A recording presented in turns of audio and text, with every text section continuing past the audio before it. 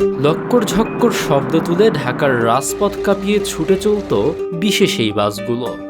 কাঠের বডির এই বাসগুলো আজ কেবলই স্মৃতির পাতায় বন্দী। অবশ্য ভাঙাচোরা বাস দেখলে আজও প্রায়ই বলতে শোনা যায়, এ তো দেখি মুড়ির ডিম। কণ্ঠে থাকে তাচ্ছিল্যের সুর। সে যতই তুচ্ছ তাচ্ছিল্য করা হোক না কেন, এ মুড়ির টিন নামটির সঙ্গে মিশে আছে নগর ঢাকার বাস সার্ভিস তথা গণপরিবহনের সূচনা পর্ব।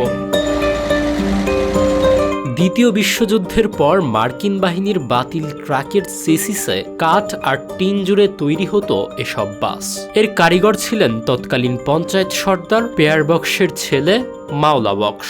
বাসের ভেতরটা ছিল বেশ ছোট ও সরু। টিনের ভেতর মুড়ির মতো যাত্রীদের গাদাগাদি করে বসতে হতো বলেই রসিক ঢাকাবাসী এর নাম দিয়েছিল মুড়ির টিন। এসব বাসে কোনো আধুনিক হাইড্রোলিক হর্ন ছিল না। চালকের পাশের দরজায় লাগানো ভিপু হাত দিয়ে বাজানো হতো। মজার ব্যাপার হলো, কিসমত, পুকার বা আজাদের মতো তৎকালীন জনপ্রিয় হিন্দি সিনেমার নামে রাখা হতো এই বাসগুলোর নাম।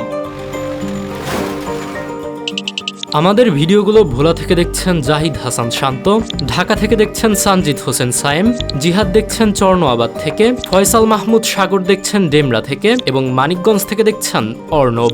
আপনি কোথা থেকে দেখছেন তা জানিয়ে দিন কমেন্ট বক্সে।